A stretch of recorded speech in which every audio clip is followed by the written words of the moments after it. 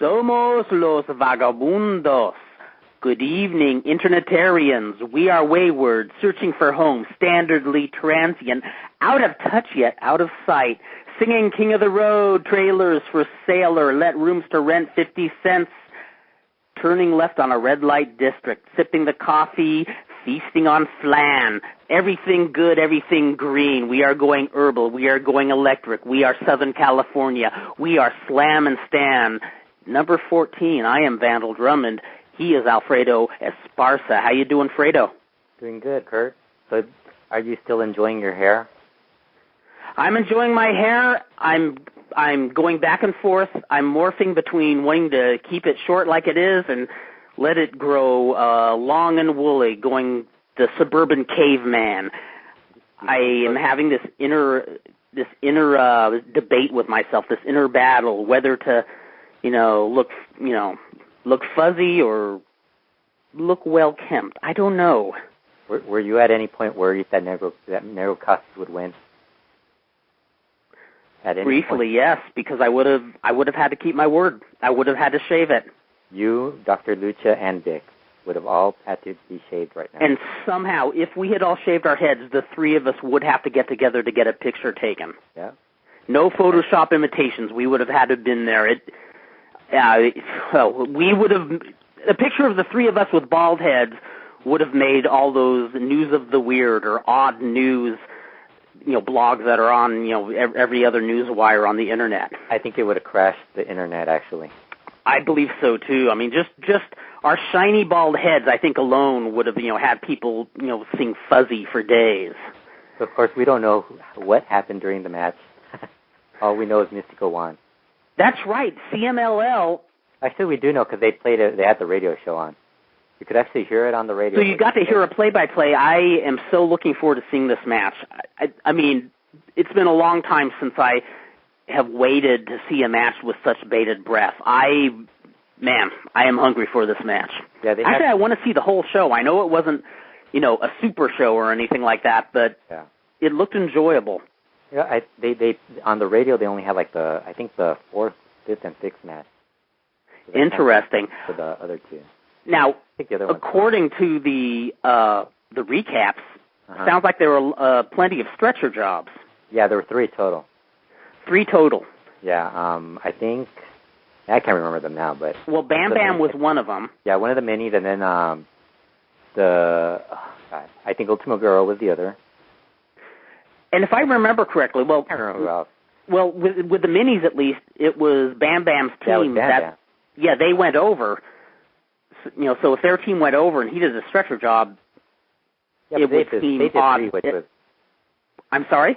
They did 3, which was ridiculous. It was starting to be a little. Yeah, and if I remember correctly, I don't quote me on this, but I think 2 of them were the people stretchered out were on the winning team, which would take some creative booking, maybe too creative, unless there were some legit stretcher jobs out there. Well, the funny thing is only one Rudo team won through the whole show. And that was the Japanese team, right? Yeah, the Technicals won 5 out of 6. Interesting. Which is basically your usual sort of worst bookings. Well, I think some of the big news is I predict Dos Caras Jr. is at a crossroads, and his career is going to go up again. Why do you say that? Because this past Saturday night, Junior Dos Santos avenged Dos Caras Jr. by beating the living piss out of Mirko Krokop for 3 rounds. Beat him into oblivion. MMA. What's that? We're not talking MMA. We can't talk MMA. Normally, you are absolutely correct, Alfredo. Absolutely, but this is different. What do Junior Dos Santos and Dos Caras Jr. have in common? What is it? Besides the Junior. Besides the Junior and besides the Dos. What else? Mirko Krokop was a fool for taking this match because it would take somebody with the name Dos and a Junior in the name to avenge the spiritual defeat of Dos Caras Jr. back in 2003. When Mirko Krokop gave that high kick to the head of Dos Caras Jr., it knocked one of his spiritual faces out of the arena, And for these past 6 years, Dos Caras Jr., even though he called himself Dos Caras, now, for those of you out there who are Hispanically challenged, Dos Caras means that trippy dude with two faces. Dos Caras Jr. means the son of that really trippy dude with two faces. So even though he continued to use the name Dos Caras Jr., he has been walking around missing one face for 6 years. You know, now, was that in 2003 when that happened? Yes, that was in and here's the other thing is Mirko Cro Cop made a terrible mistake. He could kick a luchador's ass, but he did not take into account that this luchador has an uncle called Psicodelico. And again, for those of you who don't speak Spanish, Psicodelico means the psychedelic man, which means it's very likely, though he could not wrestle very well, he probably had psychedelic, surreal, occultish powers and was probably burning incense and waving herbs into the air while singing El Santo e Cavernario, Blue Demon, Yellow Bulldog. And when Junior Dos Santos went in there, here's another commonality. Dos Santos is the last name of the guy who played La Momia, the mummy, in Titanes en el Ring back in 1972. So you have another lucha connection. Wow. Junior Dos Santos. I've never heard of that guy. Oh, you've seen him. He was awesome. He was the greatest mummy in the history of wrestling. Oh, I've never seen the guy you're talking about, the mixed martial arts guy. Oh, this was the first time I saw... No, I take that back. I saw him once before. But when I saw him tonight... Wait. You have to tell people I don't follow mixed martial arts, so... That's right. Alfredo does not follow no idea what you're mixed martial arts. He's wiser than myself. Mixed martial arts is reality, and reality is way overrated. Way overrated. Here's the thing. But when I saw Junior Dos Santos, it dawned on me, not once in these 3 rounds with Mirko Cro Cop did Junior Dos Santos go to the mat. Do you know why that is? Because he's a luchador. He is avenging a luchador, but he was channeling the gimmick of La Momia. So he stood and he punched and punched and punched. And the only way you could take the mummy down, as Martin Cardeguian proved, is delivering the wicked forearm smash known as El Cortito to the lower lumbar region of La Momia. Mirko Cro Cop didn't know that. Mirko Cro Cop was foolish enough to badly injure a luchador. You may be able to kick a luchador's ass, but it will come back to haunt you. And it did. So when Mirko Cro Cop was looking into the face of Junior Dos Santos, he heard that scary music, La Momia, La Momia. And he just saw a bandaged man coming at him for 3 straight rounds until he said, No, I can take no more. I submit. It was a verbal submission.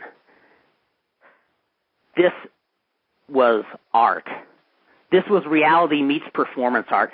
There will never be a bigger match in mixed martial arts than this. And I just wanted to open the show by saluting Junior Dos Santos. You rock, motherfucker. You rock. Of course, ever since Dos Caras Jr. faced Cro Cop, he hasn't been the same.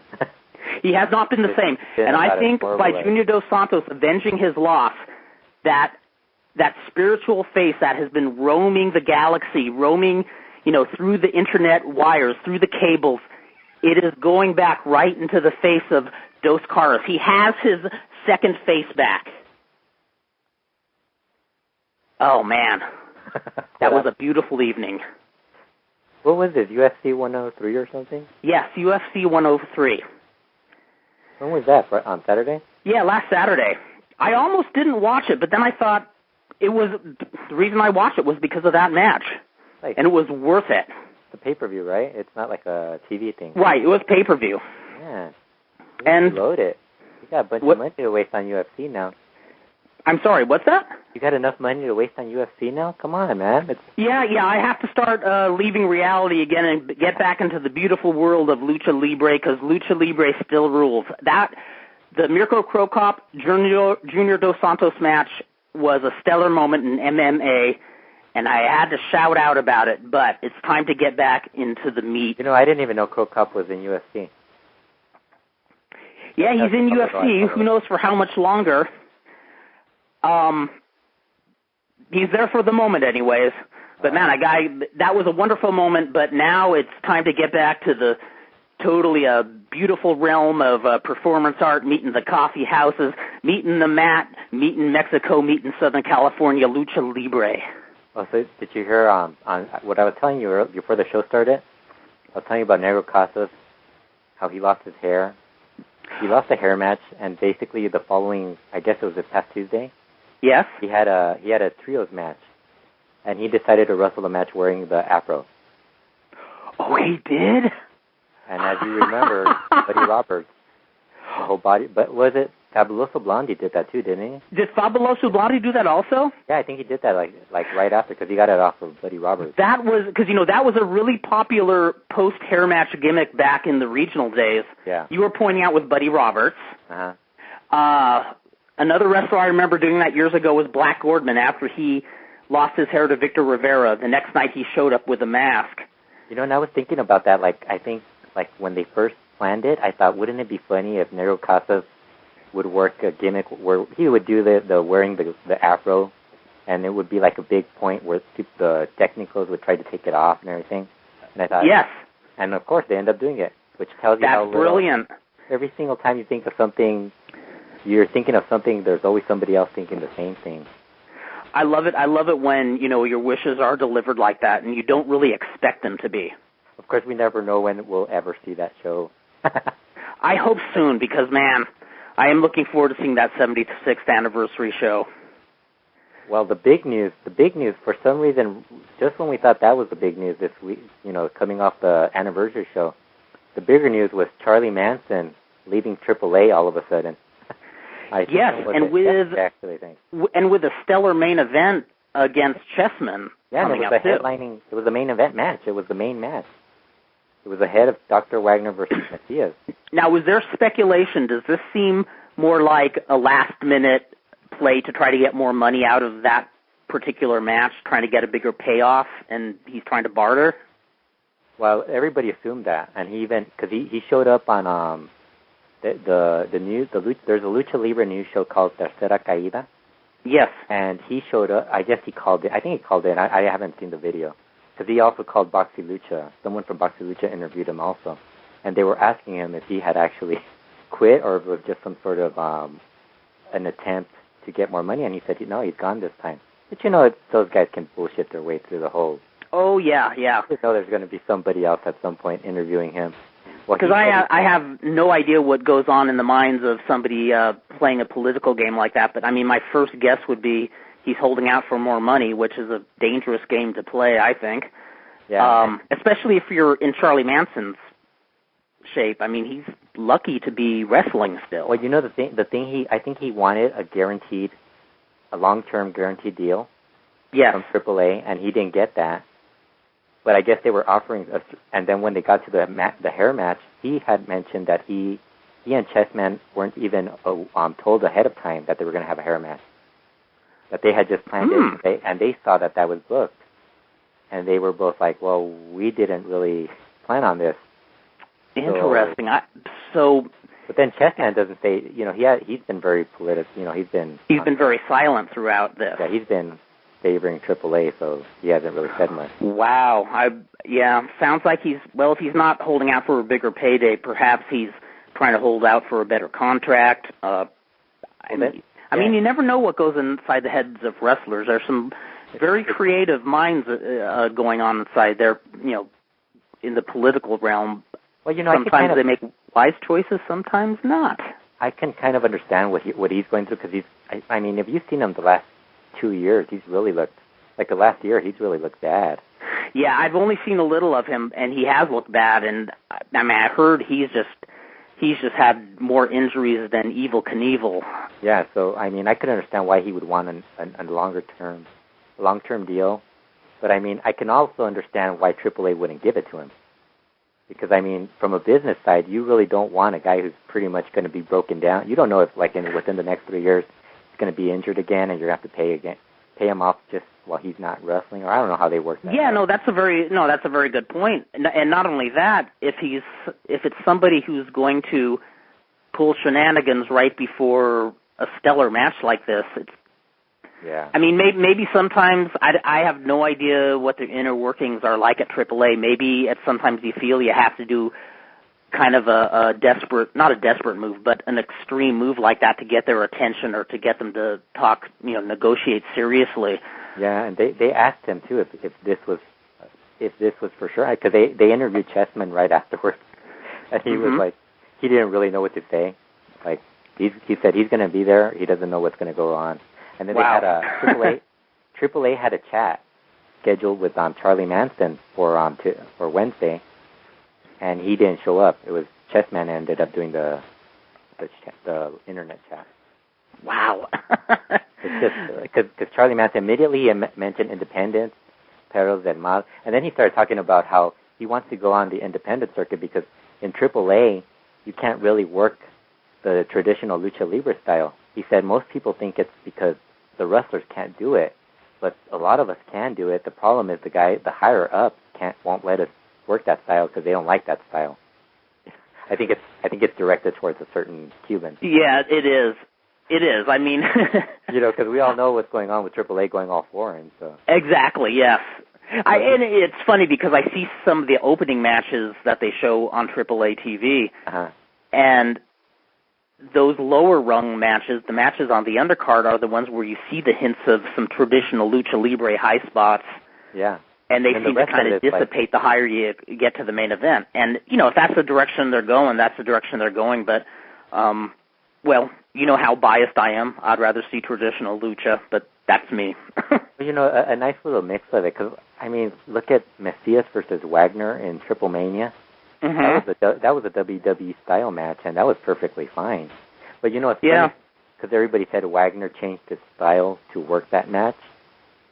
And there's nothing wrong with that. You can still be... No, he didn't change his style, though. Oh, he didn't, really? No, that's the style he's been doing for, the last several years. He hasn't been doing traditional lucha. His traditional lucha is basically, in a singles match, it's usually just hardcore wrestling. He'll go after chairs, tables, whatever. The type of match with La Parca. Yes. It's that, except he had a better opponent. Messias is much better now than... At that style of wrestling than La Parca, it really is. It's interesting because even when Lucha Libre was strictly traditional Lucha Libre style back, say, in the 60s and 70s, there were still a lot of people from other countries, most notably Europe and Japan, who came to Mexico to work. And, man, what I would give to see more videotape of just the styles mixing. Yeah, the clash, which is something AAA doesn't like to do. And I think on the independent circuit, you'll see that. You'll see Negro Navarro, Black Terry work a really old school style, and then you'll have the younger guys trying to work the current style. Where a lot of high spots, a lot of different, a faster paced style. But that's what that's what he was talking about. How he didn't think. He said he was talking. They asked him if it was because of WWE that AAA was doing. He's like, no, I think it's just because the people in charge like that style. So.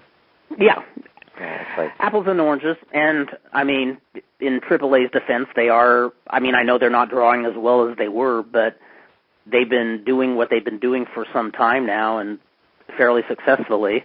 Yeah, except it's just it's a different philosophy that they have now, because when Pena was alive, it was like he would rather lose all the superstars and keep the guys, the guys who he helped build into... new stars or whatever. Yes. You would never have all these Mexican guys leaving. You wouldn't have that many foreigners, and you wouldn't have that many Mexicans. You wouldn't have that many Mexicans leaving. Right. Yeah. And on top of that, it sounds like even at the top between Pena's family and the other factions who are in control of AAA, it seems like there's just a lot of disagreement on what should work, what should be done, and then how to go about things. Even with Sid Bernetico coming back, it kind of seems like he also kind of splintered part of the group too. So in fact, I think Steve Sims has said several times that really kind of stuck a dagger in the wound and kind of twisted it, so to speak. And then I've also heard a lot of the main AAA guys, they were also kind of a little peeved that Dr. Wagner and Silver King were brought in for some reason. Really? There's a lot of guys. I think they're just a little disappointed in the direction that they're going with. Yeah. So they're going after guys who are not part of AAA for so many years. I could see that. I could see the frustration of being very loyal to a promotion, being loyal to your employer, and then, just them snatching up, people right and left. On the other hand, we're talking Dr. Wagner and Silver King. Yeah. I'm sure they're thinking this could be box office, this could be money. Well, more so Dr. Wagner than Silver King. Yeah. Oh, definitely, yes. Silver King's been around a little longer, but he's really... But really Dr. Wagner, I think, is a much better draw, much more charismatic, too. He basically needs Wagner to get a better situation. So Charly Manson starts talking about all these different groups he's going to go work for, and then he brings up Perros del Mal, and I'm thinking, oh, yeah, they do a different style. Their shows are basically all DQ. Every main event ends with a DQ. All DQs, and their matches are invisible because nobody sees them. Well, they're apparently going to get TV. We don't know who, but they're apparently going to get TV. Now, does this sound more... I think it's the same thing they've been saying for like the last year or 2 years. Yeah, because I remember Paul Heyman was saying we're going to get TV to the ECW locker room for quite a while, and nothing transpired, so... So the other guy that left a promotion was Hijo de Lizmark. He has actually left. This isn't like a negotiation. He actually left. We still don't know if Charly Manson will or will not show up, because, I'm still kind of, I don't know. There's still a little bit where you don't know if there's a slight chance. Yeah, I picture a little bartering action going on here. That's my hunch. Unless CMLL jumps in and takes them, which I'm kind of not sure about. That would be fascinating. I don't think he would blend in well there, but it would be fascinating all the same. I think Charly Manson, like, if they had a booker who wasn't like the current bookers that they have, I think he would do really well. Like, if there was, like, a booker who could just understand that, hey, this guy's different, because he's much more popular than a lot of those guys. And he'd be coming from the outside. If you made him an outsider, I think he could make some good money for them. He probably could. But, the way he's so broken down, you don't... I know. Now, I've never heard either way about Charly Manson. Does he have a reputation either way as somebody easy to work with or not so easy to work with? I've never heard anybody complain about wrestling against him, but like just the fact that he's so much slower now. Yes. I would worry about it because really, who's besides Mystico? Who else are you going to put him in there that's going to make a ton of money with him? Yeah. And Mystico versus Charly Manson doesn't sound like a very fascinating. No, that sounds like a train wreck. It just sounds worse than Tiger Mask. Unless you put Tiger Mask 4 versus Rouge.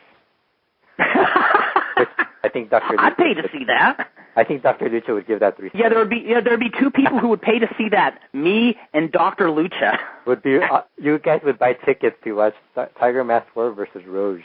We would. It would be like the Cal State Los Angeles show where they were charging something like $50 for ringside seats, and then I think $20 for general admission. And you guys paid for $50.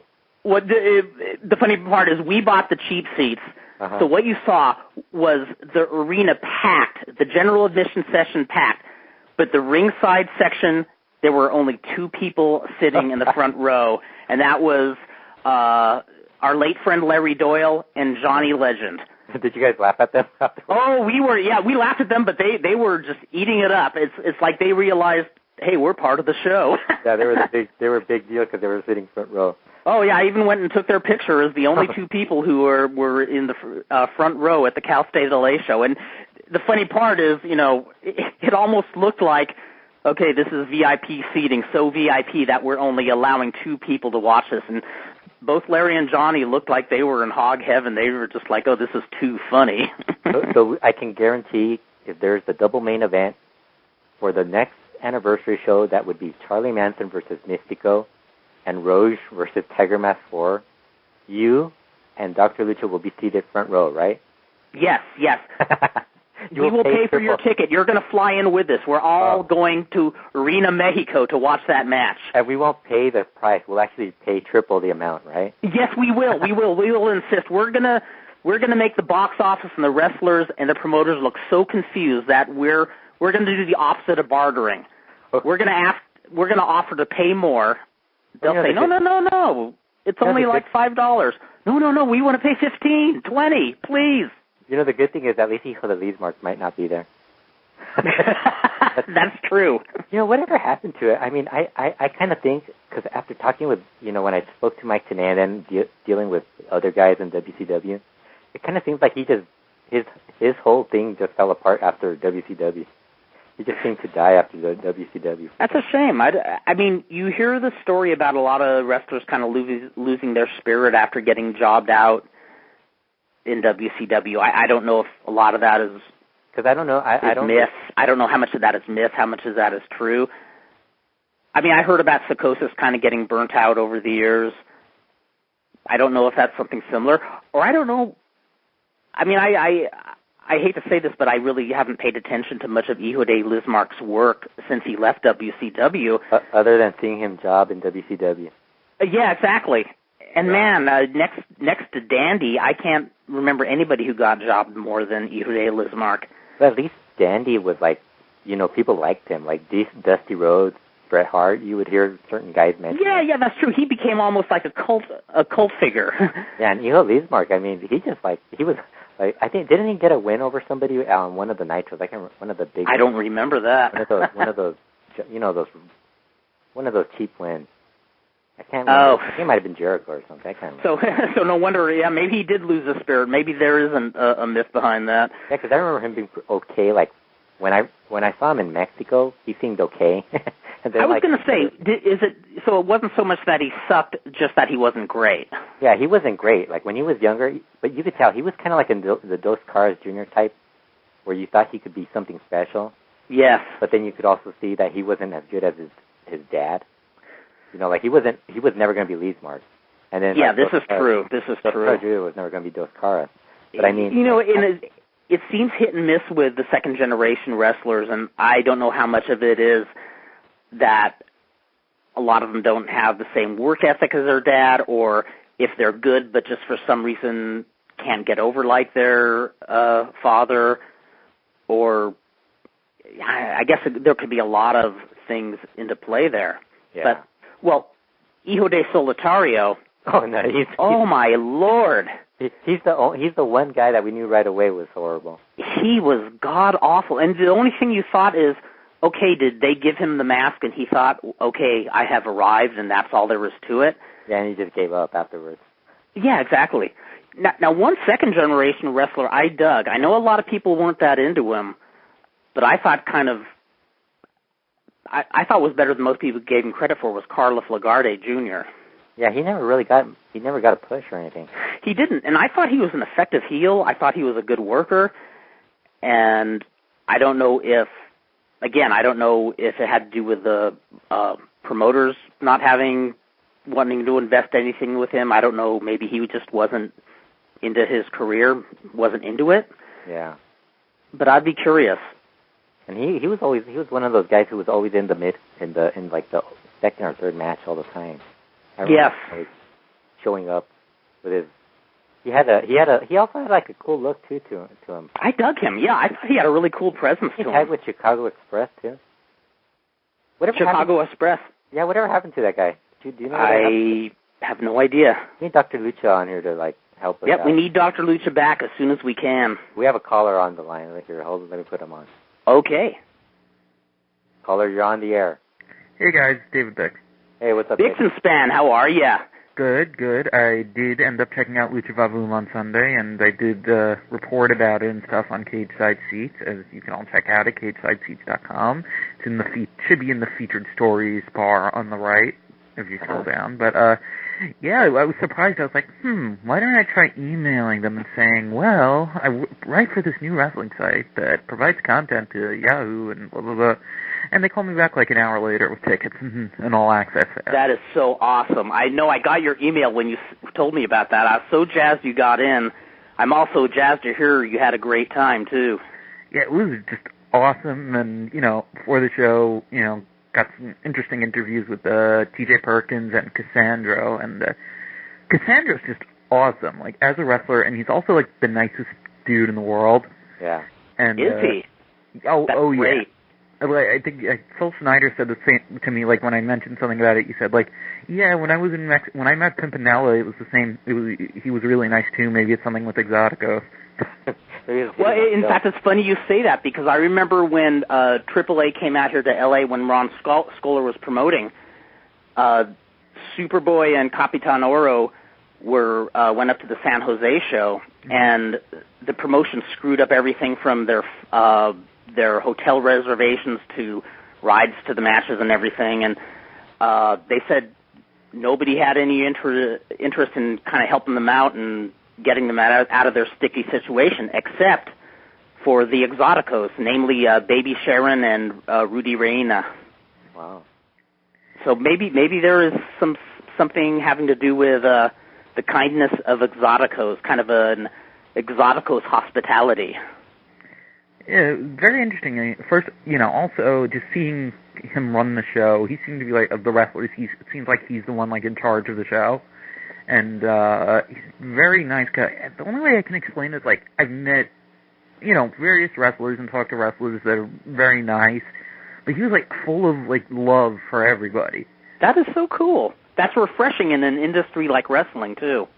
And the funniest thing, which is on the podcast, and you got to listen to this, is that the best part, I'm asking, talking about New York, it's his first time in New York for anything, and he's like, oh my God, Webster Hall? Madonna performed here, like, when early on. Like, you see his eyes light up for that. That's great. So, like, Pimpinella, does he kind of live his gimmick? Cassandra, you mean? Yes.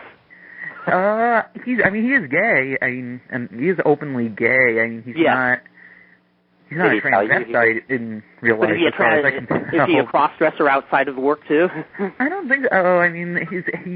He had the hair, but otherwise, Yeah, I met him once, like over 20 years ago, at the auditorium in Tijuana, and he actually had not started wrestling yet. Somebody just introduced me saying this guy's about to be making his debut as Cassandro. And back then very shy, seemed very timid, just hi, how you doing? And he debuted in some matches in Pico Rivera against Bayo Adan, who was like Tijuana's local Exotico from the 1980s. Mm-hmm. Guy who did the gimmick well, was an okay worker. But the two of them had a feud where Cassandro was the heel and Bayo Adan was the babyface. In fact, somewhere I have a great photo of Psicosis before he had the mask, when he was still El Salvaje, escorting Cassandro to the ring. And Cassandro's in this great Southern Belle getup with a parasol. Oh my God! Wow. I have to find that. In fact, if I find that photo, I will send it to you, and I'll post it up on the site too. It's a classic pic. Not to mention the Baby Sharon one. Oh yeah, Baby Sharon giving me a big wet one on the cheek. Is that the one that's on your Facebook, or was that? Yes. Okay. I was so jazzed to meet Baby Sharon because I actually had seen him 10 years previously in Los Angeles when he was kind of a local LA boy who had just started doing the Baby Sharon gimmick. And I remember just loving him right away. I just thought he was the coolest thing since sliced bread. And so when I got to meet him, I went to get my picture taken with him, and he did the typical thing on the count of three, and on the count of three, he just gave me a big smooch in the cheek. Baby Sharon was one of those guys who you didn't really think was an Exotico, Like, he could actually look like a tough guy. Yeah, exactly. That's a very good point. He could play both roles if he wanted to. Because I remember when he was working in Juarez, he didn't come across as one of the, because around the time they had, I don't think Cassandra was there. I think Rosa Salvaje was there, and all these other guys, and those guys looked like Exotico. Definitely, yes. And Baby Sharon did a different, I can't remember what the name was, but he did a gimmick before Baby Sharon that was just your standard white bread wrestler. Yeah, not a mask or anything. Just. I remember when he would stand with Adi Romero, they looked pretty much like a badass tag team for a while. It just seemed weird though that he was an Exotico. It was, and he was gay too, so I guess he was kind of living it and kind of playing tough guy too. He was also Cassandra's favorite Exotico. Was he really? Yeah, he was. Yeah, and I think Cassandra probably saw him around the time I saw him, around 89, 90. That was about when he was breaking in. Did you ever see Cassandro in Juarez? I think I did, like towards the very end. He was, because they did a lot of trios matches where it was exoticos versus exoticos. Mm-hmm. But I mean, there were so many of them back there. I have no idea who they. Seriously, because there was a time in Juarez where they started doing shows out of a. I think I mentioned this on one of the previous podcasts, where they were doing them outside of a taco restaurant, and they would have all these exoticos, and for the whole hour it was just exotico matches, and I was like, what? And that was just coming off of Eddie Guerrero, Konnan, all these guys leading to Mexico City. So it kind of bummed me out for a little while. Another thing to give a little pat to the late Baby Sharon is I remember Billy Anderson saying when he first started wrestling in Tijuana, he was the new white boy in town. And he said some wrestlers, I think specifically he mentioned Alfonso Dantes would try to, intimidate the new kids in town. And yeah, he kind of looks like he would. Yeah, and Billy Anderson at the time was not sure how to handle it, and he said Baby Sharon was the guy who kind of took him aside and told him how to roll with the punches and how to get over with them and stuff. So there's another example of one of the exoticos sounding like a pretty cool cat.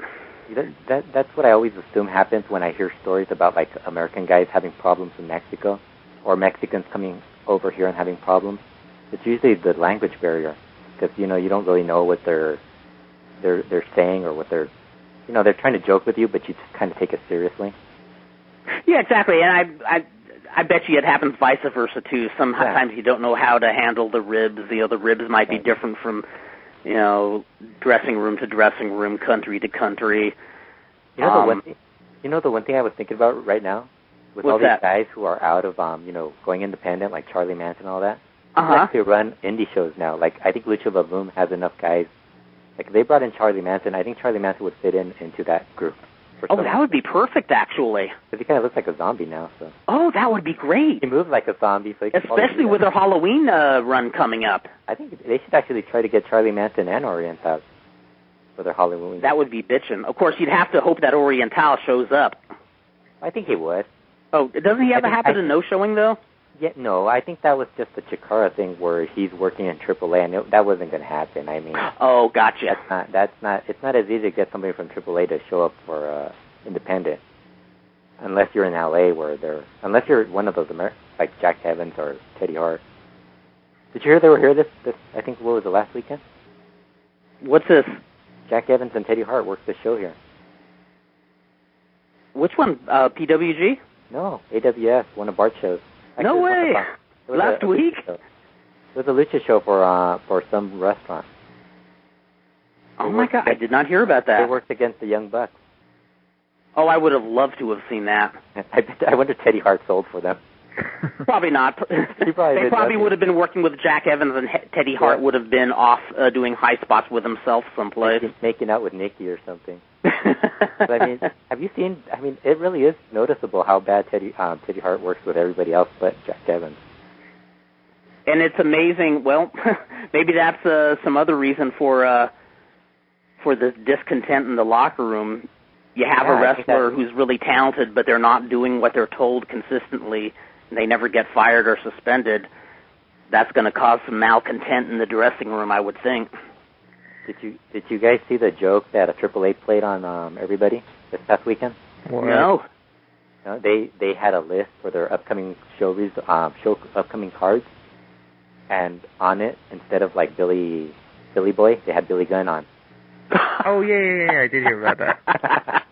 They had Billy Gunn on there, so everybody's like, for a second there, I thought, hey, maybe they could reunite DX. I mean, considering Jesse James is out of a job now. Yeah, there you go. Yeah, China, Jesse James.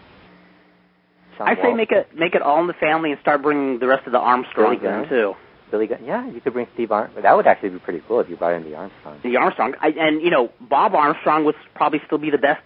He'd be the best worker in AAA. Exactly, yes. He'd be in better shape than half the crew. He'd be a better heel than most of the guys in AAA right now. He'd probably be better at lucha than most of the guys in AAA. Probably is. Bob Armstrong, I swear, he is like the Jack LaLanne of wrestling. He is in... That's a good comparison. Yeah, I mean, he seems like one of those guys I would hate to go into. Let's put it this way. I'd rather have him stretch me in the ring than work out with him in the gym, because I think he'd make me look like a total fool, me trying to lift weights next to him. I think he would be the 60-something-year-old man just... Who also doesn't have all of his fingers. Does he still wrestle? Does Bob Armstrong still Oh, yeah. Oh, yeah. Yeah. Crazy. That guy would be awesome over there in AAA. For some reason, AAA would be really cool if they had the Armstrongs. I would actually...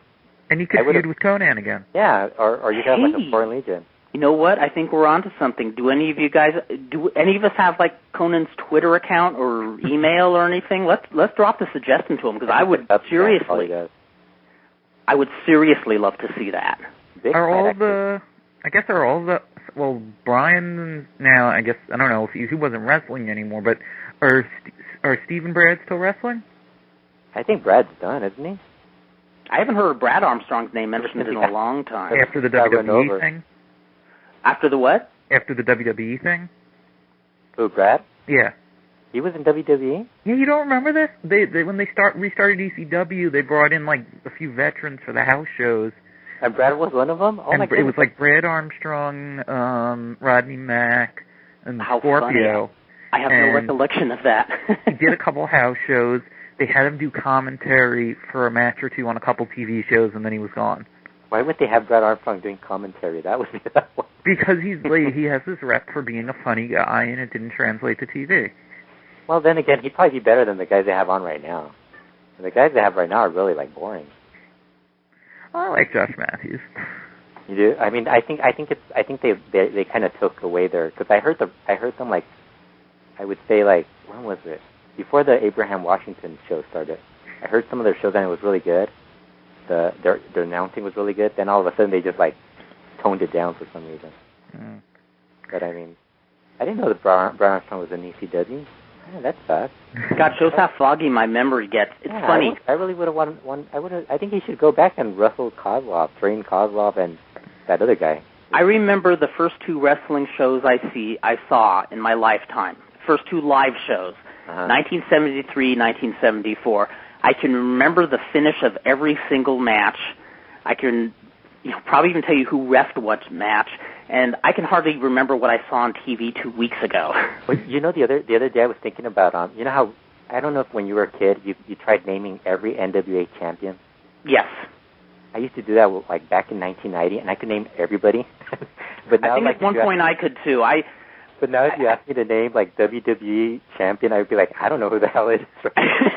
Well, I think that's half the fun of when you first start watching wrestling. You just become enamored with it, and you have this great memory for all these trivia and events and what shows stuck out to you, and you still enjoy wrestling years later, but you don't have that same passion, so you're not trying to bookmark everything in your mind.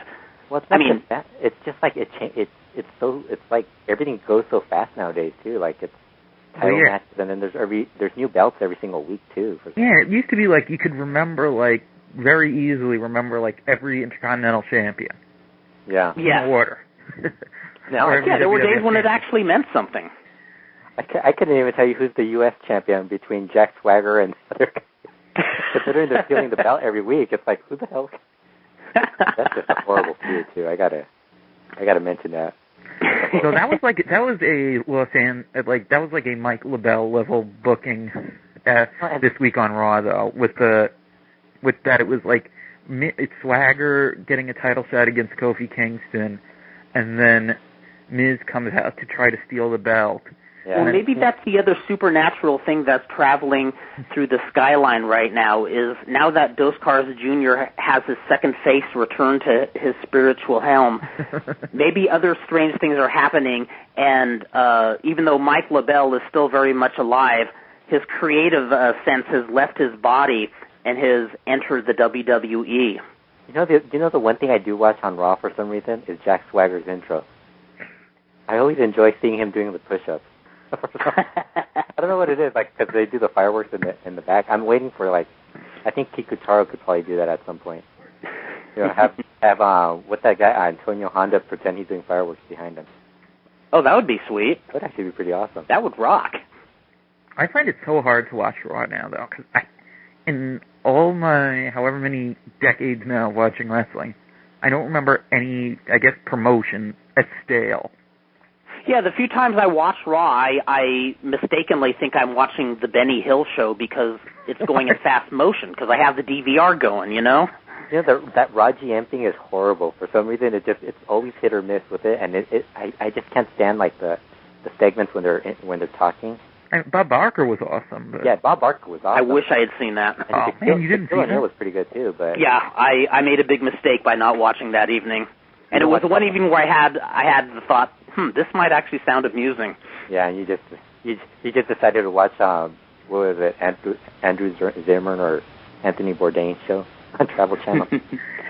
All their other shows are pretty good right now. I mean, I don't get Superstars though, but I always hear that it's good, and Raw is just, it always seems like it's just the same thing that it's been for like the last 2 or 3 years.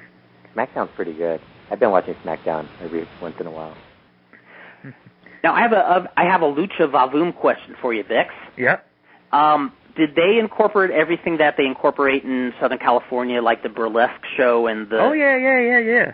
Yeah, there's pictures of it on Vix's article.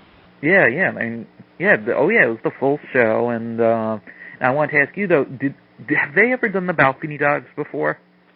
Well, that I don't know, because, in fact, one of the reasons I'm asking, I'm going to pick your brain about this show is I have yet to see Lucha Vavoom live. I've heard a lot of secondhand references, and they're all positive. And so, in fact, I would love to hear your overall impression of the show. Well, yeah, you definitely should go next month to the whatever. I think they're running maybe back-to-back. Actually, I think they're running one Northern California show and 2 Southern California, maybe in the same building. And it was just great. And I mean, one of the scariest things I've ever seen though was Cassandra climbing onto the rail of the balcony right next to me and jumping off. Oh Lord! And then the little chicken jumping off was not as scary because he knew he was going to get caught, and he was tiny enough to, balance himself. But you knew that fall was going to get broken. And the thing is, like when Cassandra does it first, he's climbing up there and he's trying to balance himself. The security guard is going, "Oh God, why would you do that?" Cassandra's really good though. So. Oh yeah, he's really good. He's somebody that I don't understand why anybody's like, he's not a regular in some promotion. I think it's just that he's doing so well with international stuff now. Yeah. With Vavoom and everything. Power to him. If he's making a living doing this. Well, like I said with AAA, I think that's why he's not in AAA full time, because AAA kind of controls a lot of the bookings. Yeah, that's what he said too. Yeah, that it's just he's doing so much with Lucha Vavoom and the international stuff, and he got to wrestle Santo at the friggin' Louvre of all places. That is cool. It's got to be a big thing for him wrestling El Hijo de Santo too. So. Also, there was one moment during the show that will probably make Kurt envious just for the ridiculousness of it. I'm sitting on the couch in the balcony. I'm watching the show, and this is the first half of the show, and Quihei wanders over in his full gimmick to watch the show, and is standing next to me as I'm watching the burlesque show. So I'm watching a woman in drag as Prince doing a striptease to Let's Go Crazy as Quihei is standing in front of me in his full costume with the mask. That is so wicked cool. Did he turn and look at you at any point, or? No, I think I almost thought he might have been pissed at me because Cassandra let me see him and Alebrije without their masks. Oh, yeah. What did he look like? He looked like a 40-year-old Mexican dwarf. That sounds about right. Oh man, you must have felt so New York City at that moment, Bix. You must have felt like the spirit of Andy Warhol was embracing you. It's always weird seeing a guy for the first time in mask too. Now, Alebrije is a lot bigger than you'd expect too. Yeah, he's a big guy.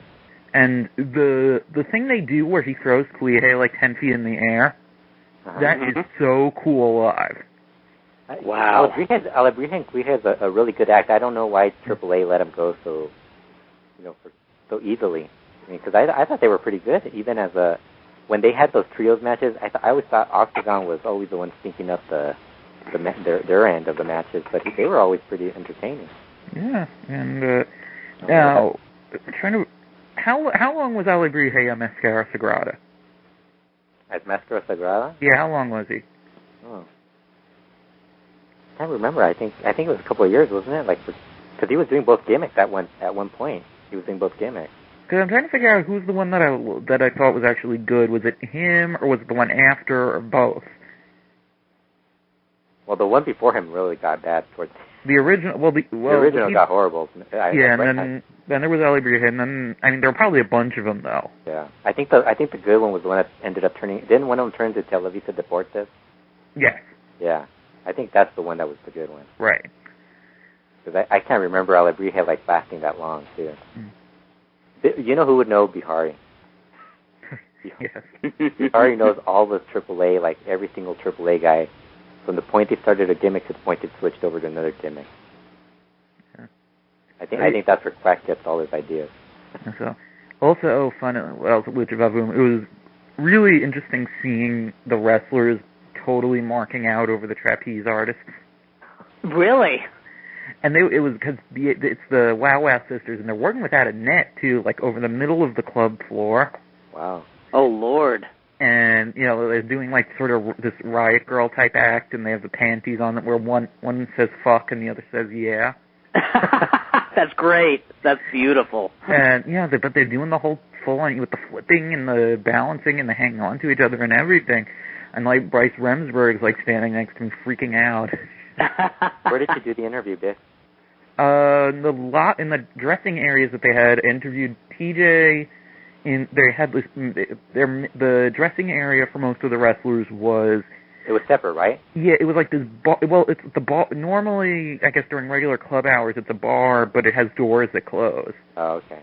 And that and there was like no light though, and not everyone's happy about that, but that's almost something that every wrestling promotion that seems on the fringe, like Incredibly Strange Wrestling or promotions like that, it seems no matter where they go, there's always a lighting issue. There's always no light. It's like the IWRG.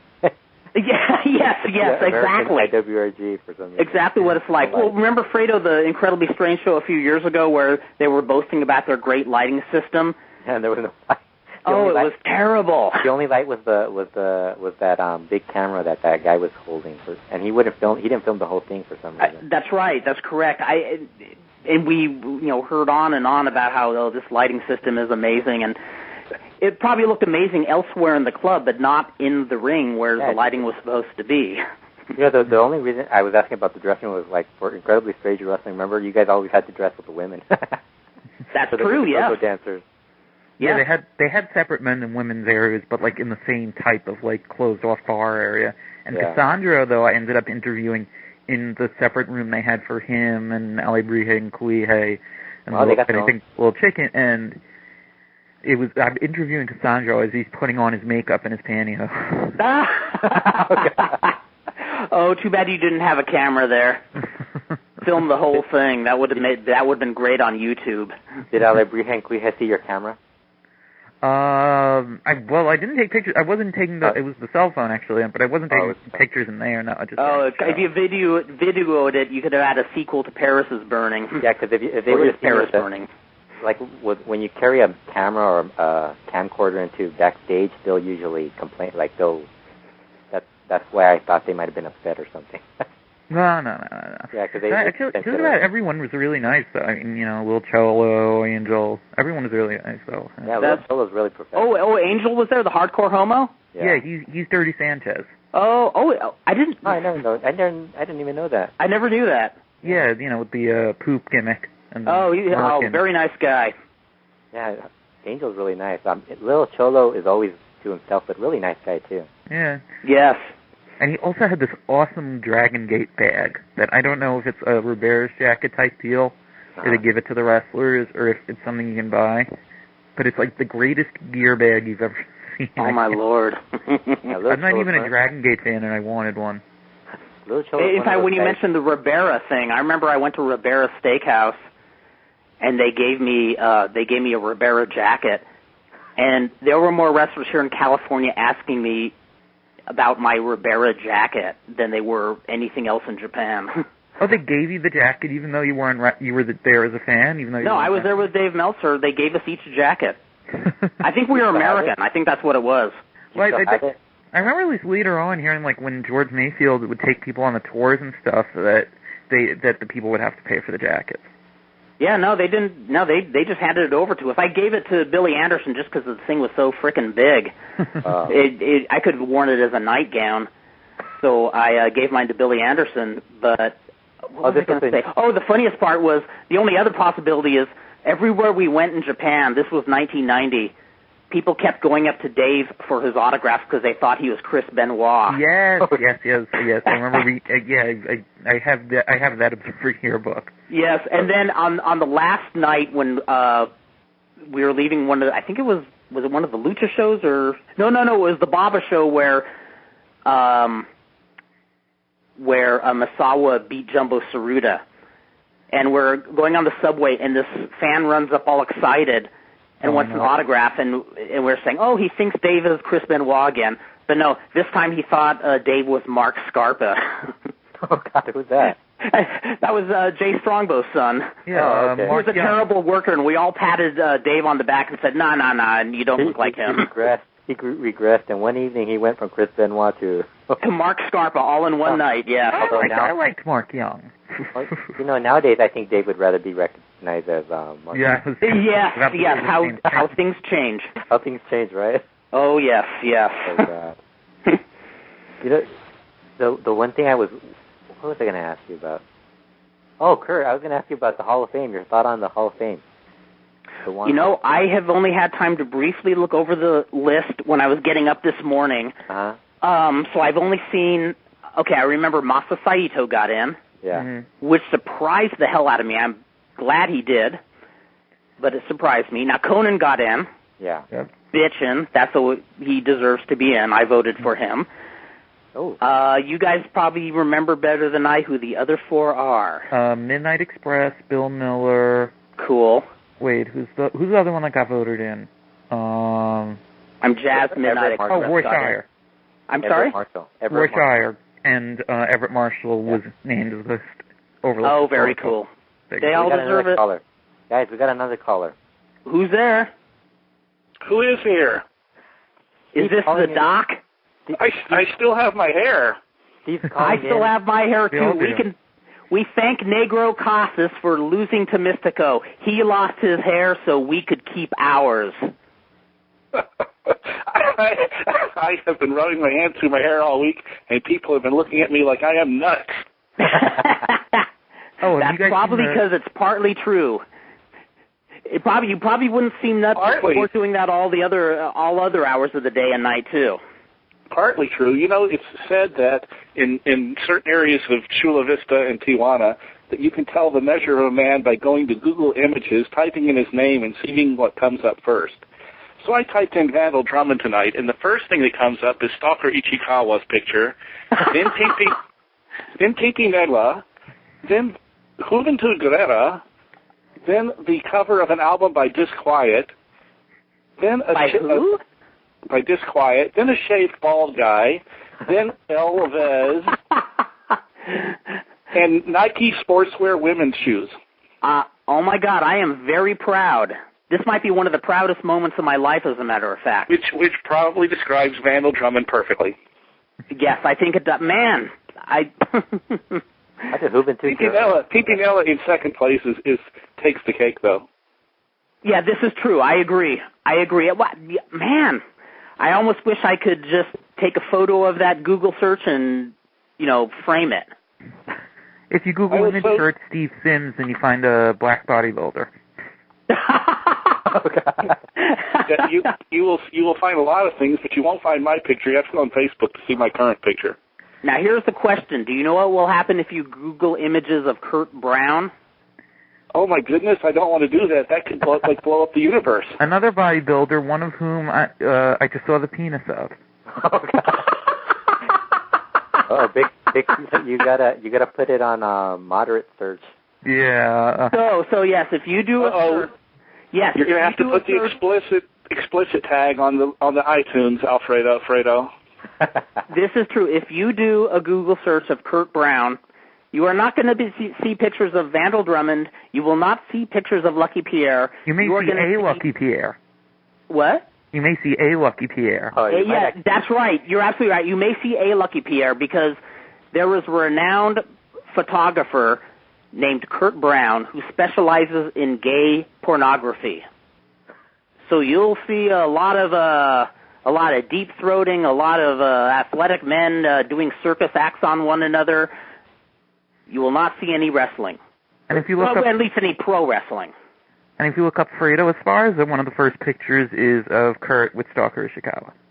Oh, I love that picture. It's a great picture. Guys, did Dave do a bio of Lester Welch in this week's issue? Did he do Did you guys read it yet and see if he did a bio of Lester Welch? No, there wasn't anything. Why was he going to go in the? Oh, I just wonder if he's finally going to say the thing that by far Lester. Well, not I wouldn't say by far, but one of the two things that Lester Welch Buddy Fuller was most known for behind the scenes. Jerry Jarrett. Huh? What the? No. He and his family are legendary for their male appendages. Well, I know about. Well known as like the answer to all the trivia questions that anybody ever brings up about wrestlers and penises. Wait, is he going to be doing a Buddy Fuller thing?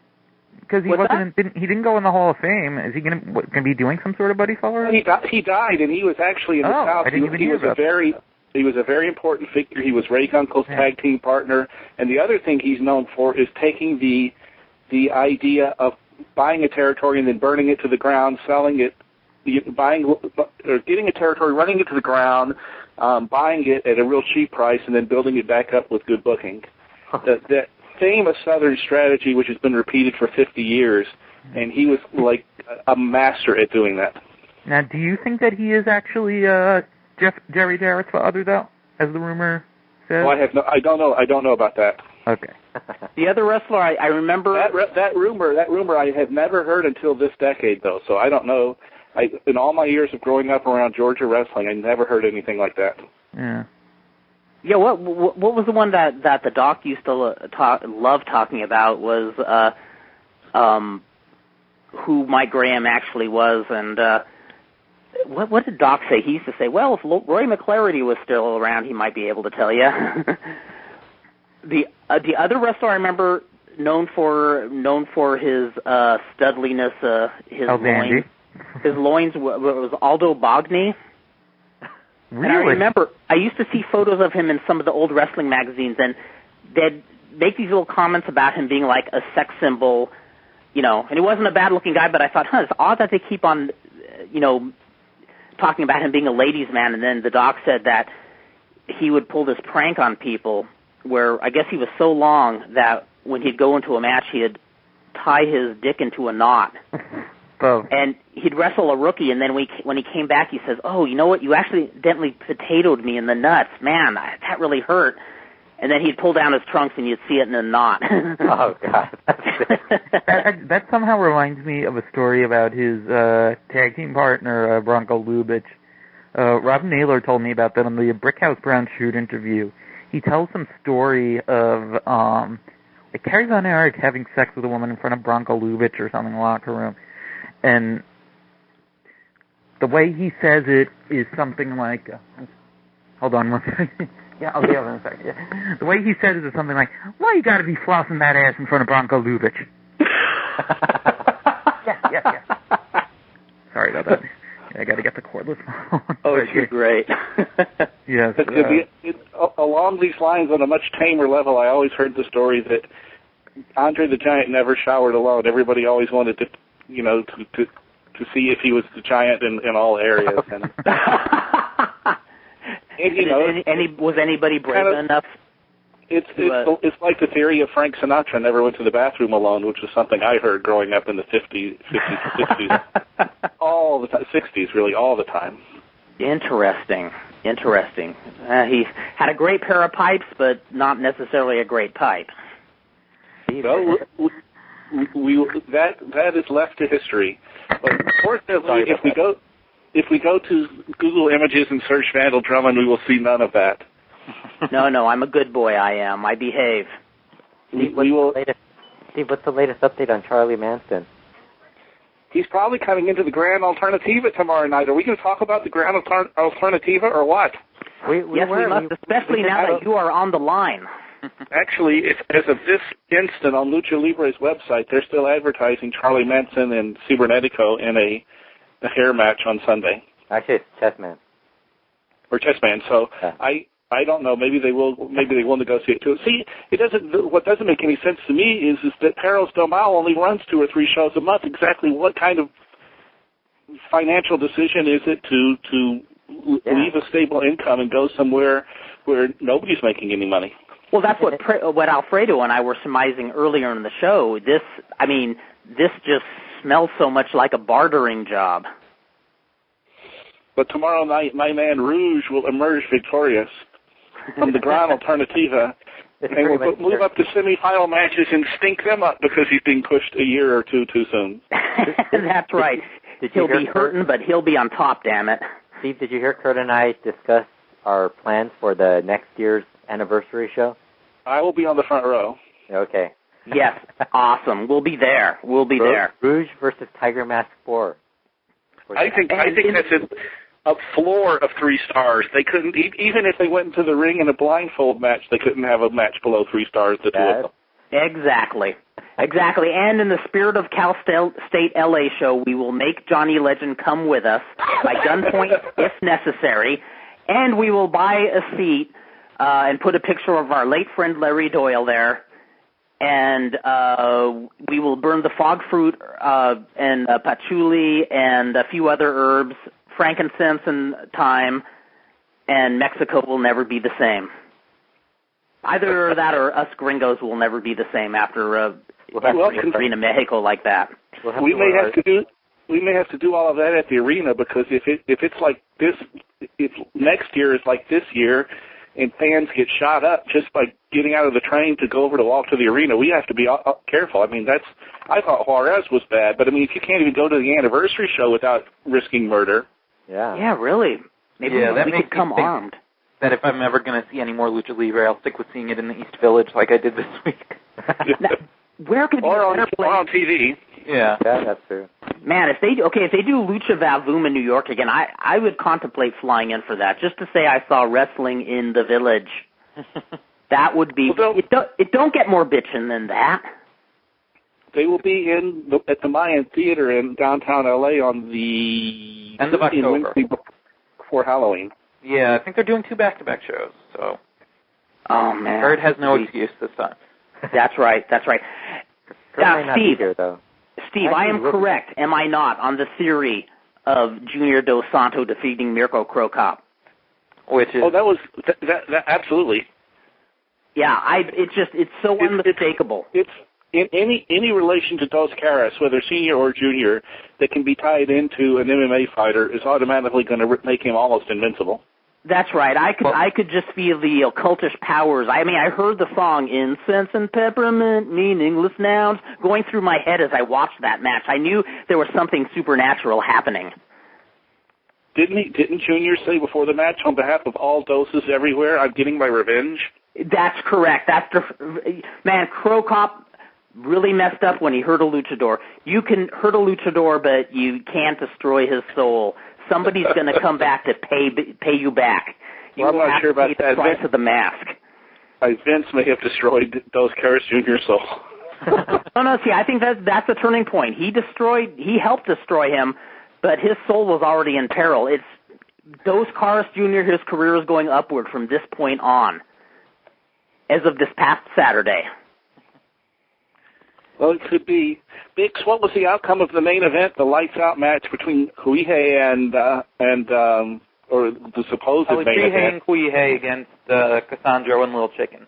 That's what you think, because it was originally on the website that I saw was supposed to be the 2 midgets in a lights-out match. Well, it was the 4 of them in the lights-out match, and Cassandro and Little Chicken and the Technicos won. Technicos won every match. And but yeah, it was now I was asking Kurt and Fredo earlier, but they weren't sure. Is the balcony dive a regular occurrence at all on the Vavoom shows, or was that only for New York? It depends. It depends on the gate they get. They don't generally do dives unless they get a sellout or a lot of money. Well, they were packed, and Cassandro looked like he was about to die, but thankfully he didn't. Wow. Well, once he hangs around back with our LA crowd, he'll be fine. And El Abrije actually came close to killing a few fans too when he took the bump into the crowd, but. Oh boy! Now I'm curious. Was there any buzz? Were there problems with the athletic commission? Did the athletic commission have to be involved? Do we know anything? I asked Cassandro about it. He said there were no problems with the commission. I don't even know what the status is. What the status is with Wrestling and the Commission in New York now, because they didn't even have the mats at ringside on the stage. Wow! I guess times change. Yeah, like Bill Watts booking. Bill Watts booking. We're going to disqualify you if you go over the rope. Every match ended in disqualification. After 20 seconds of each match. Okay. I mean, yeah, but that Bill Watts WCW run, he did actually end the match during the commercial break once. So I think that makes up for the rest. Oh, Lord.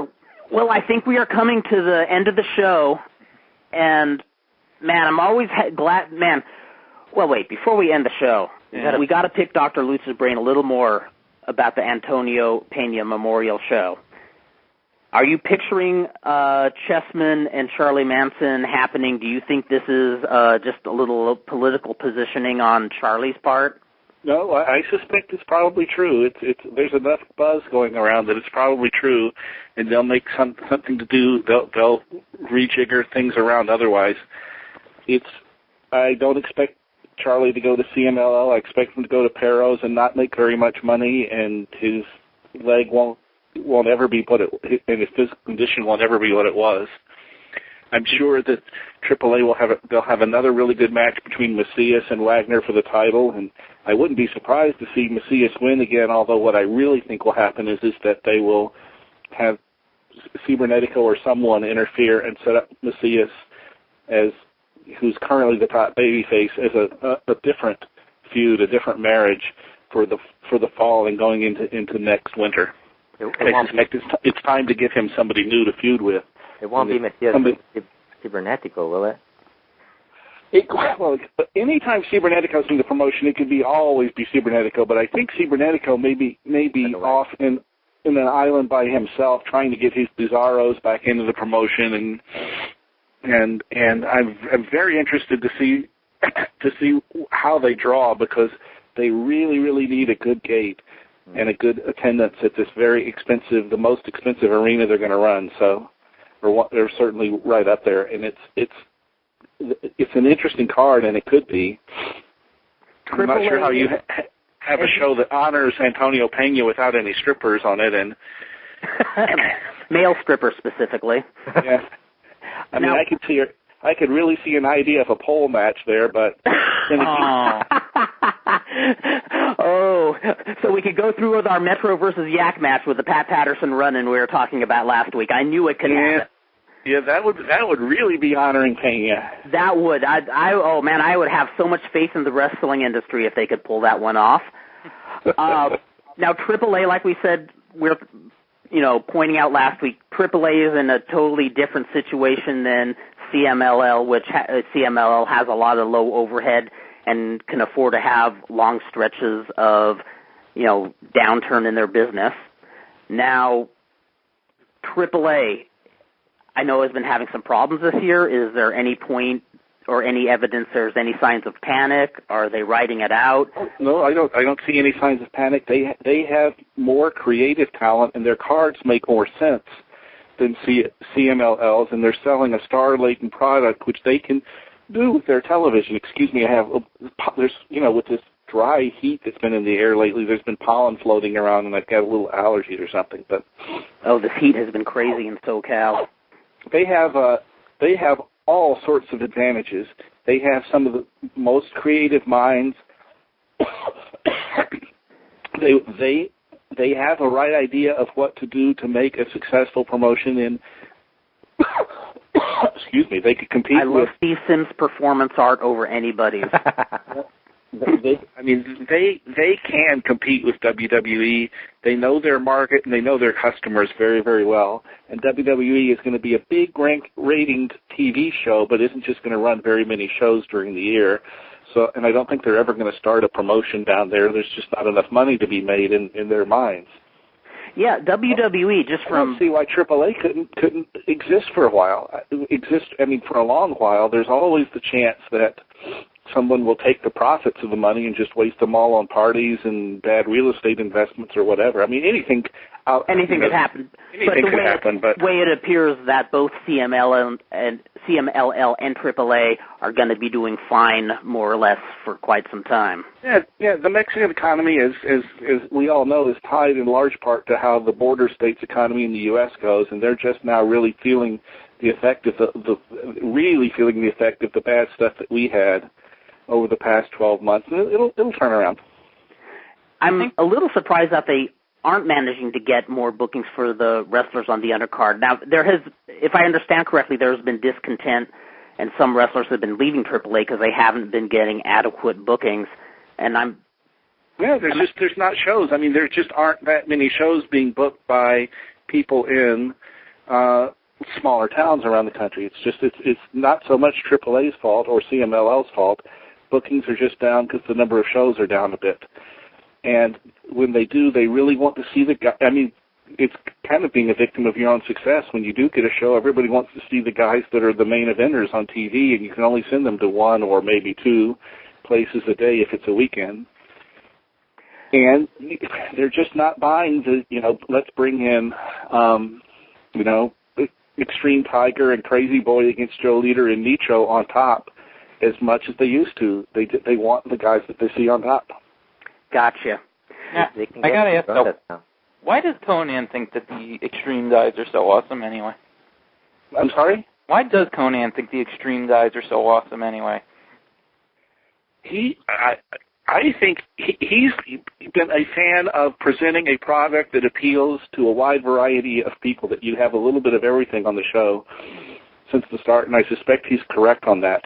And you look at CMLL, and it's a lot of 5-match cards that are all presented as scientific encounters, technical encounters, and you're going there and you're seeing just one version of sport wrestling entertainment, while you go to AAA and you're seeing storylines and you're seeing marriages breaking up and kids and grandkids being stolen at ringside, and you're seeing wild and wacky moves, all of which under a relatively, they don't, other than the fluorescent light bulbs, they don't go so far that you wouldn't ever find a father saying, I'm not taking my kids to seeing that. It's entertainment that really hits home with people that don't get a lot of live entertainment coming to their town. Gato Everready and Pimpinela Escarlata, greatest angle of the year. Are they just letting it die, or is there any signs of it resuming?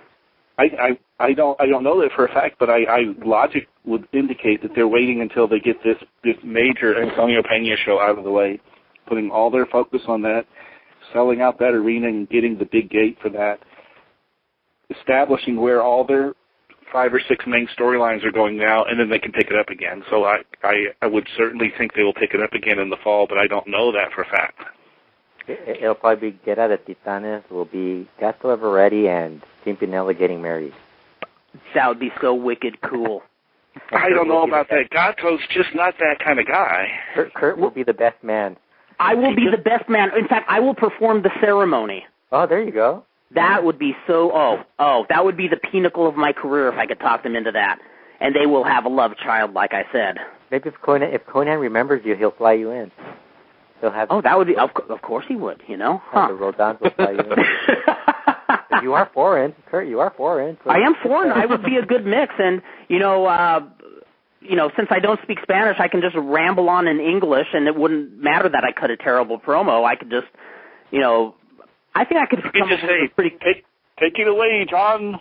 Take it away, John. I think I could come up with a pretty bitchin' wedding ceremony, too. I think given a little creative control. And, Steve, you could be there as the performance artist who sniffles and snorts and sneezes. And always a cold. That may be a product of running cross country for 10 years when I was in high school and college. Even though I wasn't on the college team, I kept running, and long distance runners always have colds.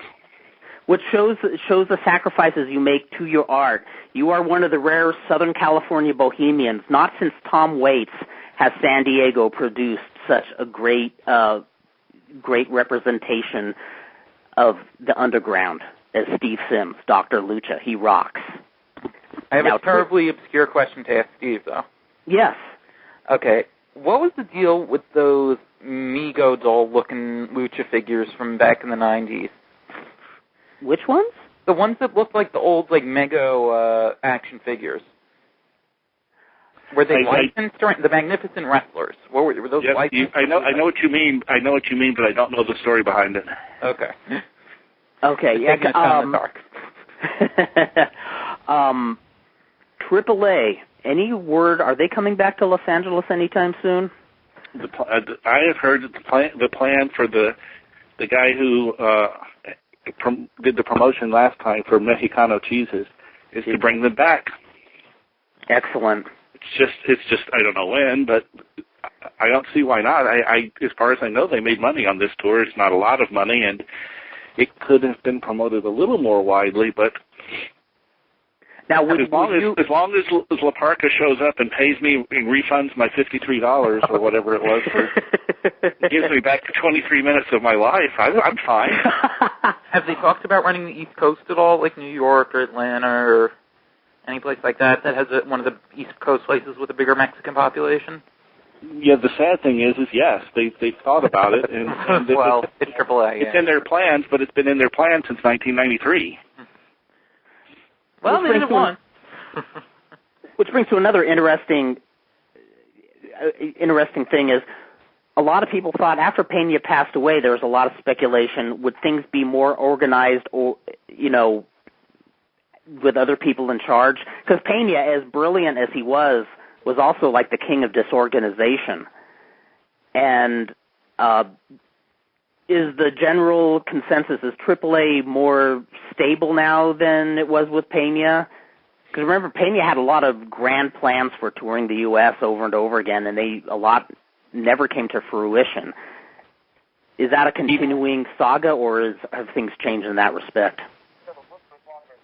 Wow, I think Blog Talk Radio may still be going on. Isn't that great? Or maybe it's just they're redoing episode 13. What is going on? Where is that coming from? I'm trying to see if we're still on the air on Blog Talk Radio. By the way, Fredo worked beautifully tonight. I was able to listen to everything from. Now, what happens when the live part ends? Does it keep recording for the archive version? Yeah, it's still recording. It's still recording. It's just not streaming now. The goal in 3 or 4 weeks is probably to do a 6-hour show. Yeah, I think we're going to end up going to the 6 hours at some point. Yeah, just what I said we were going to avoid, we're going to actually be carrying through. We're going to be all over the internet like a cheap suit. That's what's going to happen. We're going to try to break the Kid Zombie record of over 2 hours. I don't know where I saw this. I saw this. It may have been at the Skeptic's Guide to the Universe webcast, but somebody reported some statistics that at the 80 that whoever did the research noticed that once you pass the 80-minute mark, the people who will do occasional downloads stop doing occasional downloads, and they come to have a vague sensation, not yet proven, that 80 minutes is kind of like the casual person's cut off.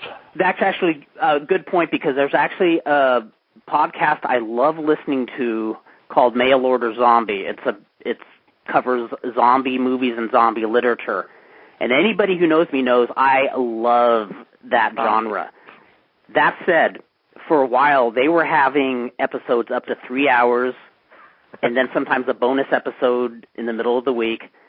And even Vandal Drummond, a hardcore zombie movie lover, I would only listen to a small portion of each episode just because there's not enough hours in the day.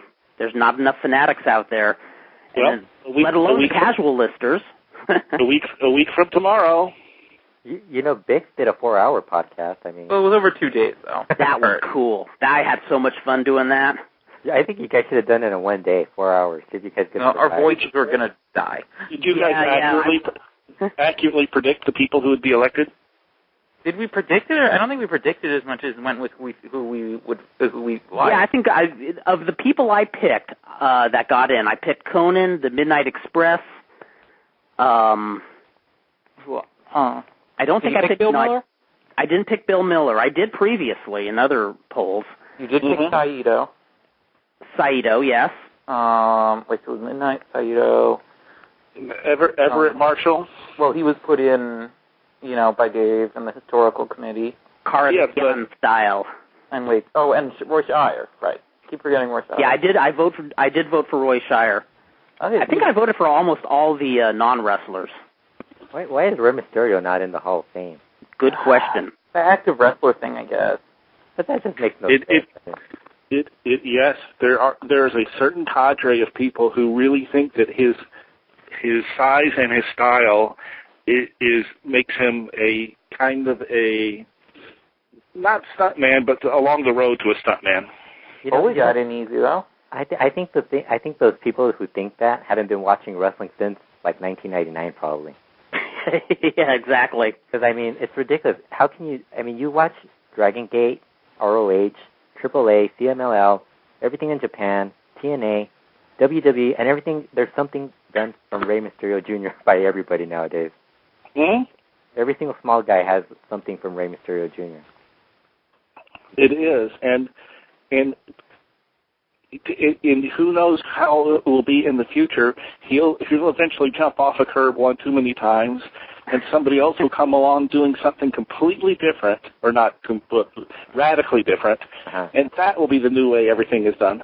Yeah, I do love how once the doctor told him to stop doing that, he started doing that more, jumping straight onto his feet. Doctor, it hurts when I do this. Then don't do that. What would it be more? Would you be surprised if Mystico went in ahead of Rey Mysterio Jr.? Well, wait, when would it? Well, yeah, I would be very surprised. It'll be a while.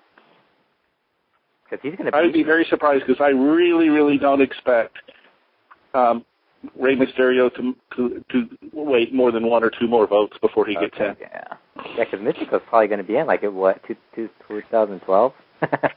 No, wait, well, when did he start, and how old is he? He started in 1998, and he's 26 or 27, so he's not too far away. For 15 years, so it would be 2013 then, or something like that, or 2014. 2013. Oh, he's got some time still. Okay, he still have some time for Rey Mysterio Jr. Del Paraguayo's on the ballot next year, though. That will be very, very interesting. Poor Atlantis has been main eventing for 25 straight years, and his support just dies and dies and dies. And that's a shame. I think he should be. Now, Hijo del Paraguayo is coming along, and I bet he does very well in the Mexican voting. It's just weird how the voting goes for the Hall of Fame. For some reason. Was this the first year with the separate historical candidate system? It was, right?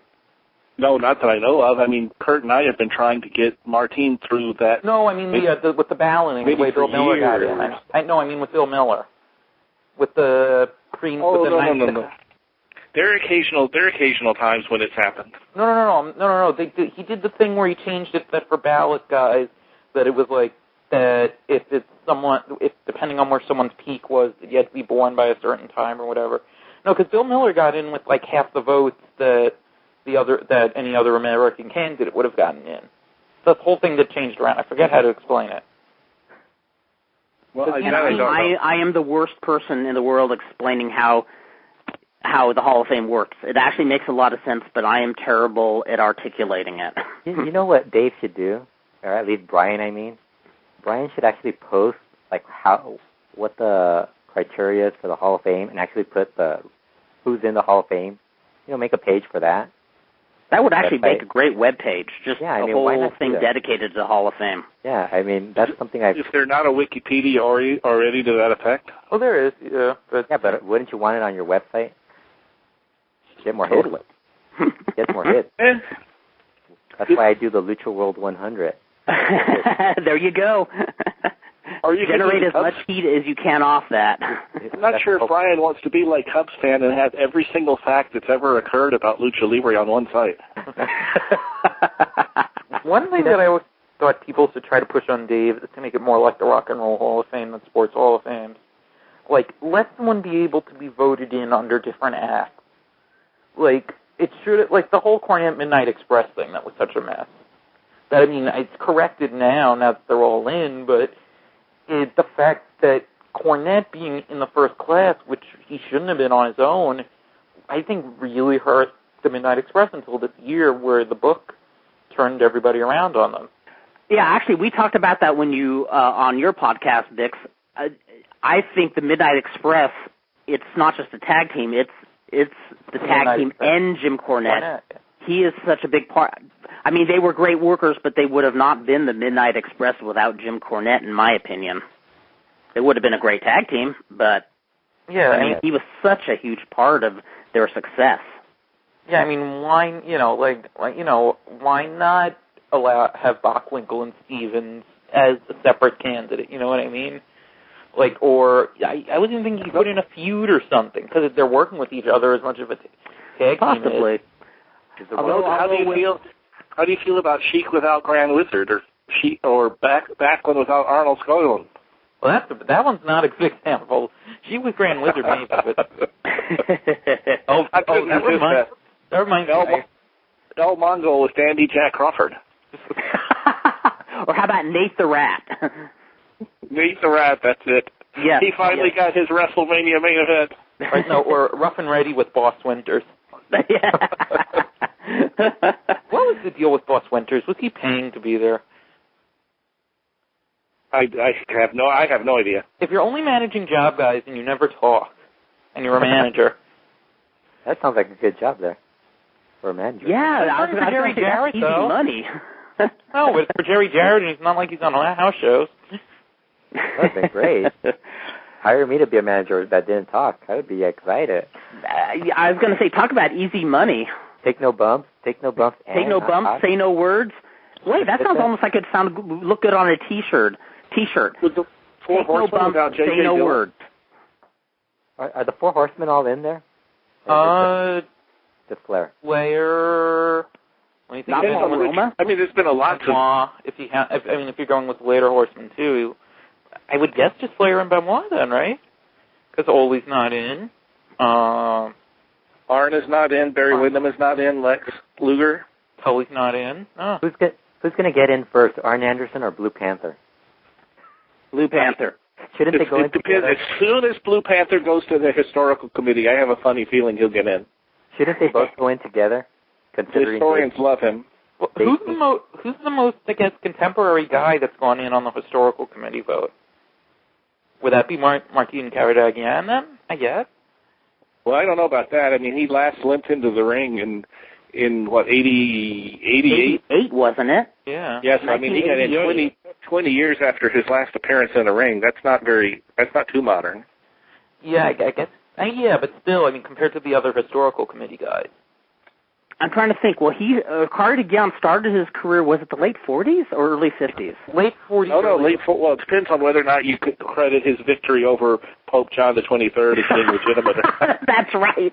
Oh, that's correct. Yes. How could I forget that? Well, he was working it was in the early 40s. Shame on me. It was early 40s. Yeah, because he was already working in New York in the early 50s, so it would have been the 40s. Now, that would be fascinating. I know it would be near impossible to get more information on his journeys in the United States, I was able to a little bit. Yeah, and there might be more we can find. The big question I have, and I know this sounds moot, and I know people tell me don't even bother thinking about it. I just have this weird feeling somewhere in some vault, the old black and white copies of Titanes en Acción, the American tapes that were sent from Argentina to air on American TV. I have this weird feeling that somewhere there's some copies laying around somewhere in some TV studio vault. Because they made the rounds in Southern California, then they made the rounds in Northern California. They were shown on and off for 5 or 6 years on East Coast TV. And Let's just say I'm not giving up hope. I get what you're saying, that they went around enough that you would think that it's less likely than with other tapes that they would have gotten taped over. Exactly, yes.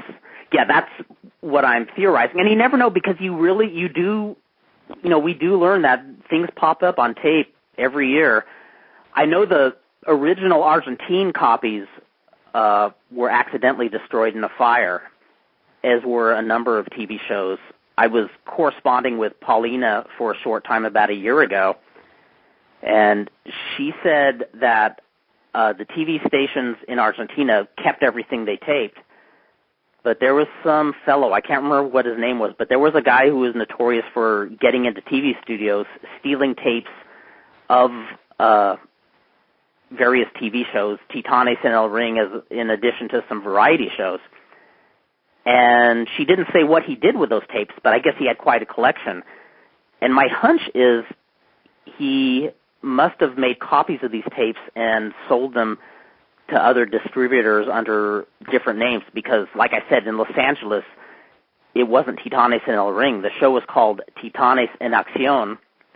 And there was another show, there was a comedian there named Jose Marone, and he had a show that was just called the, Jose Marone Show. Uh-huh. And here in Los Angeles, it aired under the title La Vuelta de Marone. And so I always wondered if those were bootleg copies that were from this source. And I guess the guy held on to them for quite some time, and I think it's... Kurt, did you ever contact Channel 22, which has been around forever and ever and ever, airing Mexican or Spanish language programming? You ever contact them and just ask them, what do they, they have all this stuff. Do they just have vaults of stuff they aired years ago? Did they throw it out? I don't know. Maybe I could ask them. Why don't you ask them about all the luchas? That's what channel Titanes en Acción was on, right? Yes, it was. Titanes en Acción, and there was several other Spanish wrestling shows on there, too. That's the one that had the AAA show in the 90s, right? Channel 22 in L.A., right? It had IWRG last year. Yeah. It had IWRG last year. Well, in fact, when it started airing the, stuff from Mexico in the late 80s, that's when Channel 22 became Galavisión. Channel 22 originally, at least as far back as I can remember, was a Spanish station, a local L.A. Spanish station. And then in 1977, in the early days of cable TV, it became a subscription TV channel where they would show movies all day, and you would pay a premium per month, before cable TV was... Wait, are you talking about Z Channel? This was even pre-Z Channel. What it was there were two, before most people had cable TV here, what they would have instead of cable TV is they would subscribe to Channel 22. I can't remember it was called Select TV. And there was another pay TV channel called On TV. Yeah, my grandparents had it. I think they had Select TV in New York, too. Yeah, and what it was it would sign on air, I think, in late afternoon, and they would show movies until late into the evening. And you would get a monthly TV guide, and that was before cable TV was the norm. And they pretty much went out of business once cable TV made it on the map and was in everybody's house. So how did it work? You got a dedicated descrambler? Yeah, they would bring over some scrambler. They would install it in your house. Back in the days when these things were big and clunky. And I can't remember how much you paid per month, but yeah, you would pay per month. And I can't remember when On TV went out of business, but Select TV folded in 1989, and that's when Channel 22 became Galavision. But I can remember in 1972, Channel 22 aired, a lot of novelas, and they aired roller derby in Spanish. It was all local, but the wrestling they showed was always from some far out, place. Not Arena Mexico or anything. There were smaller TV shows, and maybe. And even a few years ago, they had that exclusive, year-old footage CMLL show too. Yeah, maybe we should make a phone call to Channel 22. I just don't know who to call and who to ask. They had IWRG last year, like Steve said, and Dean Leamy said, in 2004. Oh, well, as historians, I think we have a responsibility, guys. I think we're going to put you on that, Kurt. Okay. Yep. my authoritarian voice ready. That's going to be her mission. As legend has it, too, the station in Lexington where the Papas did all their ICW shows still has all the tapes. Oh, those would be fun to watch. Bix will be handling that as well. Yeah, Bix is on the Tennessee. We'll be on the West Coast feed, and there's a guy. Maybe we'll dig something up good here. I'll have to get Bob Barnett on it too. There's a guy who says he has some of it from them, but he's very odd about it. Oh, be careful, because this is pro wrestling, and whether it's a wrestler or a fan, there's some shifty folks out there probably trying to get some money out of you. Well, and there is some of it floating. There's a little bit floating around that, I know Tim Knoll has that I have a copy of. So someone was able to get into the vaults at some point, but they're believed to have all of the ICW shows. That's one of those things that exists but no one has access to. Also with the Fred Ward shows. Apparently all of those still exist. His separate TV show from the main Georgia show, but the family's never sold them, done anything with them. Cornette offered to buy it for a lot of money, and they rejected it. But apparently they have years and years worth, and they never did anything with it. Oh, boy, history is more fascinating than present day. I mean, especially when it comes to trying to uncover items like this. I still want to know how the Savoltis ends up buying all the global stuff. Good question. That one's a mystery to me. I don't know how. I mean, that was always the most fun show to watch for me, though, the Savoltis ICW stuff. I mean, I guess you would have gotten that on cable somewhere, on Tempo, right? I think briefly. Very briefly. Show so much weird stuff that they had. You'll even be in early 90s, they'll randomly show for a couple weeks whole episodes of Watch UWF. I just remember being in Chicago in the early 80s in 84, and you could get Lucha Libre from Arena Mexico on your TV. You could get WWE. You could get Georgia Championship Wrestling. You could get Mid-South. We got World Class every week. We got AWA every week. On the Financial News Network, in between Todd Donahoe's skits, we would get... Oh, those are fun. We would get All Japan Women and Hawaiian, Polynesian Pro Wrestling. I mean, you would literally every week be able to take your entire weekend and do nothing but watch the week's television shows from around the world. Yeah, and then even later, you'd have the... It was an amazing time. Yeah, that was even into the early 90s, because you'd have the... you'd have the world-class legends and then the global stuff on ESPN every weekday. And there was so much stuff on the weekend back then, because, WCW had a million shows, WWF a million shows, Lucha shows. We didn't have Galvision here back then, but, Sports Channel had a zillion different shows. The best, though, was that here in New York, on Sundays at noon, Wrestling Challenge was on at the same time as All American Wrestling on USA. Oh, that's not fair. Yeah, and there was at least one time where Wrestling Spotlight, which was on MSG, and in a floating time slot, aired a Sunday at noon, too. So there were three WWF shows at the same time in New York, if you wanted to watch. Well, I talked earlier about getting an authoritarian voice going, so I guess I should very reluctantly get this authoritarian voice saying, it's time to wrap up Slam and Stam number 14, very reluctantly, because I'm having such a blast here. There's some stuff flying through the sky. Yes, that's... What's that? We're going to be off for a couple of weeks. Oh, yes, I must... we're going to be going dark for 2 weeks. Oh, why? Well, it's a wonderful reason. Elena and I are going on a cruise. From Maine to Nova Scotia.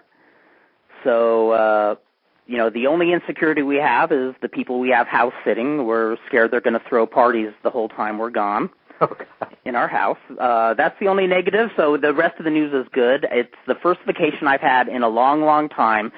In fact, the first vacation I've had the last vacation I had was a 7-month vacation in my house, out of sunlight, hooked up to IVs, taking all sorts of anti-nausea drugs, and this will be my first vacation in a long, long time. So, man, I want a vacation just like that. Oh, well, we all got to take a vacation soon. We got to take some sort of lucha vacation, all of us. And actually, I do have one simple announcement I want to plant the seeds for. Yes. Next October, A year from today will be my 20th anniversary of first coming to California. Wow. When Kurt Brown picked me up and took me to see Dr. Jerry Graham and then a Lucha card the next day. That's and I'm right, hoping, yes. God, it was 20 hoping- years ago, wasn't it? I'm hoping yes, it was John Wayne International Airport. Pardon me. I remember that well. I remember that. We were going to check on an Auditorio de Tijuana show, but they went dark that night, so we said, well, instead, let's go visit Dr. Jerry Graham, and that was probably much more fascinating than any Auditorio show. And what I'm hoping to do is that we can arrange a weekend next September or October where we can all have a get-together and get the old gang together again. Let's do it. Let's plan that. That would be awesome. With a year's advance notice, or a year's planning, maybe we can get a nice let's start planning it because, this is a must-do. I'm up for it. I'm way up for it. Well, okay. I hope you have a good time, Kurt, and I just wanted to say before we finish up, you haven't lived until you've watched a woman in drag do a striptease while a dwarf dressed in a Mexican folk art costume is standing in front of you. I am so jealous. You saw the coolest thing.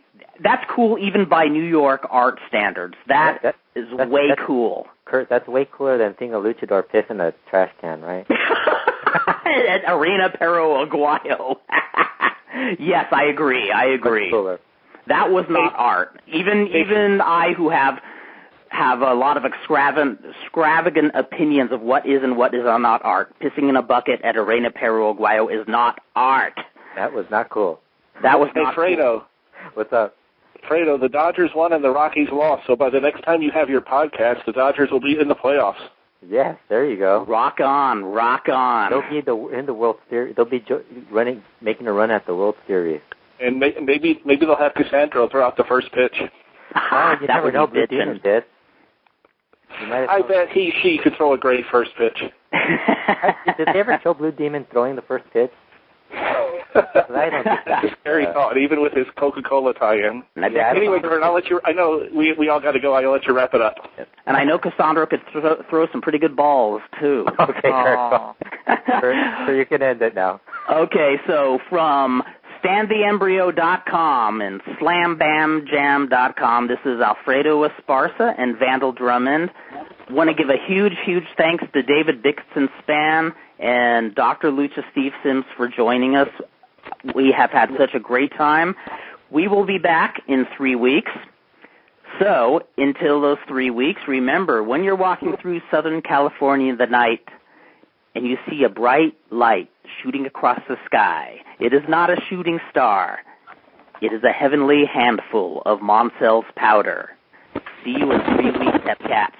Bye-bye.